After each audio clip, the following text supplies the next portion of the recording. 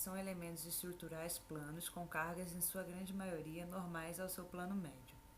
As lajes recebem a maior parte das ações aplicadas numa construção, normalmente de pessoas, móveis, pisos e paredes.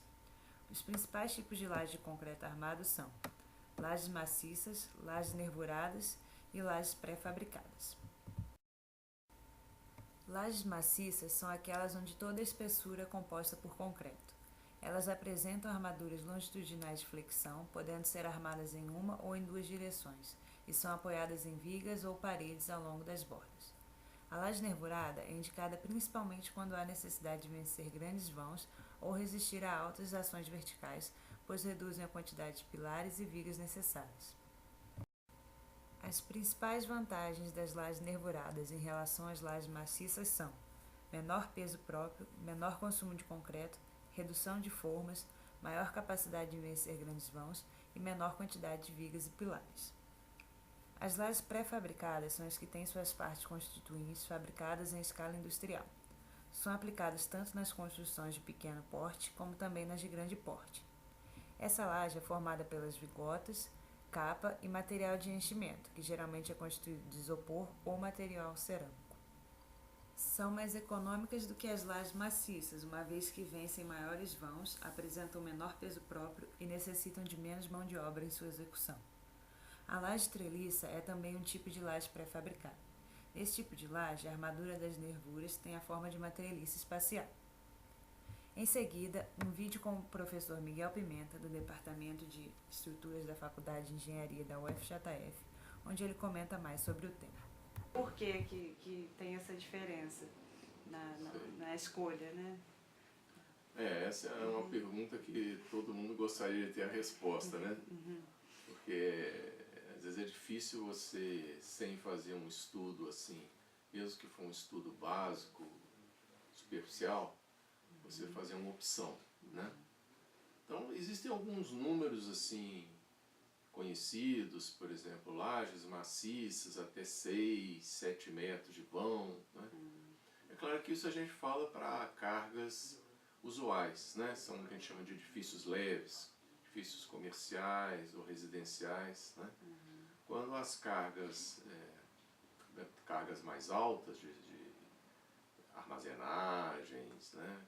Estoques, etc., aí começa a fugir esses números, né?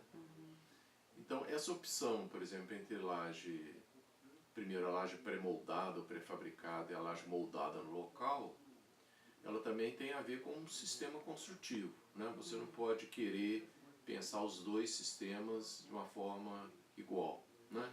Então normalmente quando você vai fazer um edifício em pré-fabricado, né? Aí você usa tudo, né? O pilar pré-fabricado, a viga, a laje já está incorporada no sistema construtivo, né? Aí a sua dúvida fica que tipo de laje pré-fabricada adotar. Então normalmente você tem aquela laje treliçada, que é a laje mais simples que a gente conhece, né, para lajes pré-fabricadas, que elas são utilizadas normalmente para vãos menores, cargas menores. Não que isso não possa mudar, quer dizer, é questão só de dimensionamento, mas o uso mais comum, né, é em construções vamos dizer, de padrão mais baixo, né, ou servir como pré-laje, até para pontes mesmo. Você pode trabalhar com essas lajes treliçadas como substituindo a forma, né? Para você não ter que fazer a forma, às vezes um local de difícil acesso, uma ponte sobre o mar ou sobre o rio, você não tem como fazer um escoramento, você usa essas pré-lajes. Elas são leves, fáceis de você manusear, né? E você depois complementa a altura que você precisar com o concreto moldado no local, né? Então elas são usadas também em edifícios de alvenaria estrutural, também dentro desse mesmo princípio, de apoiar essas lajes sobre as paredes e depois complementar, né? Elas podem vir geralmente em 12, com vigotes de 12 centímetros ou 25 centímetros, que você coloca uma ao lado da outra, né? Então você não, olhando de baixo, você não vê o vazado, né, o elemento de vedação. E aí você complementa com uma laje, uma parte moldada no local, né? Então, Essas questões assim de vãos, você pode vencer vãos de toda ordem, é questão só de você ter a altura específica para isso, né? Determinada para isso. Né? No caso das lajes moldadas no local, quando você passa então desses vãos de 7 metros, assim, né? Aí você já começa a pensar numa solução em laje nervurada. E pode ser laje nervurada simples, você tem um vão de 15 por 15, um anfiteatro. Aí você vai fazer esse vão de 15 por 15 apoiado nas vigas de contorno. É uma laje nervurada, vamos dizer assim, isolada. Né? Ainda assim você tem que verificar, normalmente como é que você faz? Você vê a altura que a arquitetura disponibiliza para você para trabalhar com aquela altura máxima. Né? E aí, porque a laje nervurada você pode escolher o espaçamento entre as nervuras, a altura das nervuras, a largura. Então, tem muitas variáveis que fica difícil você, sem fazer uma conta, um estudo mais cuidadoso, você definir isso tudo. Então, normalmente você pergunta para a arquitetura, que altura eu tenho? Que altura eu posso usar para a estrutura? Aí você normalmente parte daquela altura e aí você vai estudar o espaçamento entre as nervuras. Né? Antigamente, como a gente não tinha essas formas plásticas reaproveitáveis, a gente fazia as lajes nervuradas armadas numa só direção, com formas de madeira. Normalmente você procurava o espaçamento entre as nervuras múltiplos dos madeirites, para você não ter muito recorte madeirite. Então era 1,10 m, 2,20 m, 3,30 m, você fazia o espaçamento livre entre as nervuras. Né? E você tem as lajes nervuradas que são utilizadas em obras mais amplas, shopping centers, né? Que aí também, por exemplo, um shopping center, um vão de 8 metros, a laje nervurada é em torno de 35 centímetros de espessura. Né? Então esses números, normalmente, quando você pega uma obra e vai pensar numa laje nervurada, você procura ver alguma obra, alguma referência anterior, algum exemplo, para você ter um ponto de partida. Né? Então essas lajes nervuradas desse tipo, elas são boas porque elas não necessitam que você tenha um alinhamento de pilares. Né?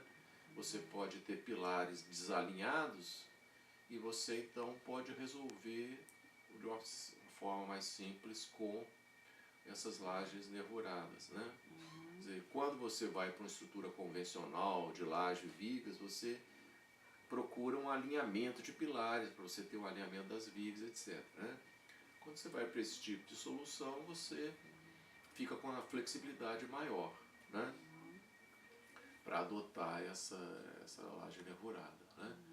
Então, dentre as soluções moldadas no local, você tem basicamente essas opções. Né? A laje convencional, laje fina, viga alta, que tem um consumo alto de formas, né?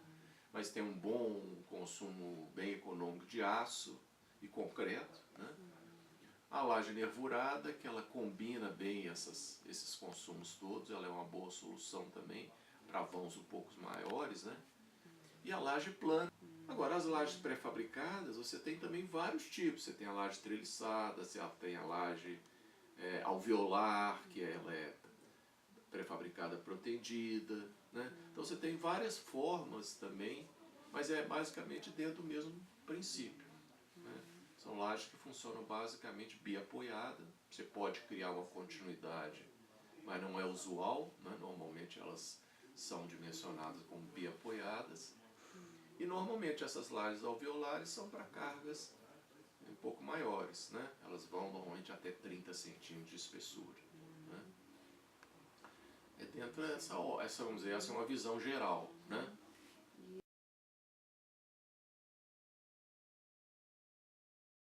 Não, normalmente, vamos dizer, para uma construção de vãos normais, de casa, uma residência, né? Se você for computar só o custo da estrutura, quer dizer, essa laje treliçada, pré-fabricada, ela vai ser um custo mais baixo. Né? O problema dela é que ela não te dá muita flexibilidade de você alterar o layout. Então, por exemplo, se você definiu posições de parede, né? Aí você tem que reforçar aquela região sobre as paredes, né? Se eventualmente você quiser mudar esse layout, mudar a posição das paredes, você fica preso a uma situação original, né? Então ela é uma solução de custo mais baixo, mas ela te dá menos flexibilidade, né?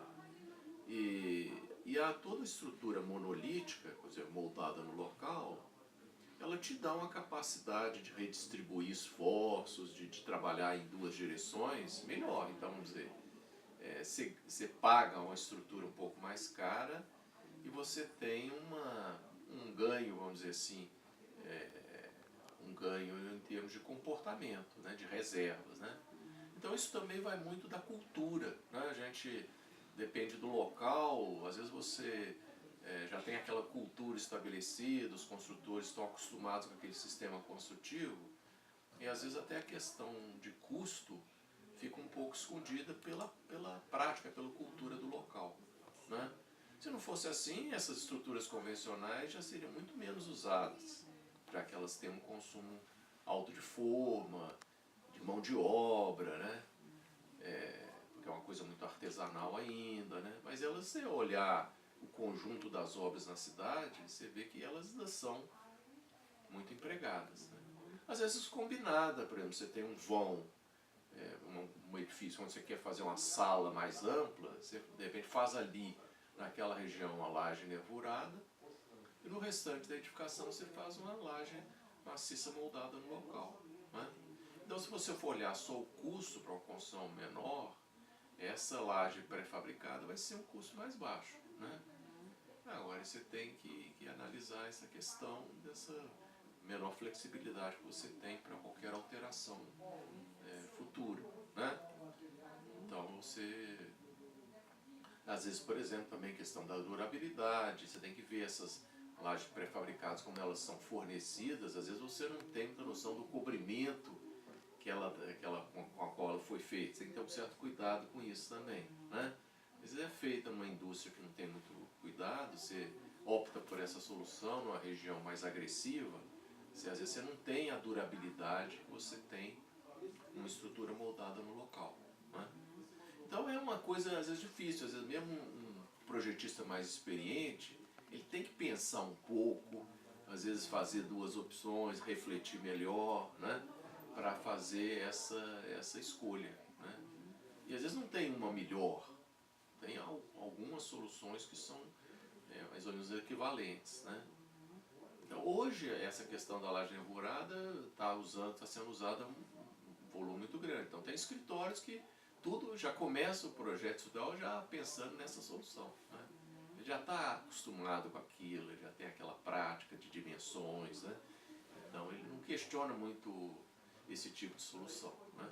Mas em termos assim, de solução moldada no local, é uma solução de bastante competitiva em termos econômicos.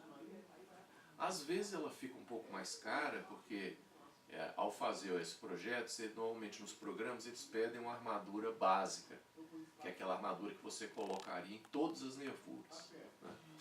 E depois nas regiões que você tiver que aumentar a armadura, você coloca a armadura mais curta, adicional.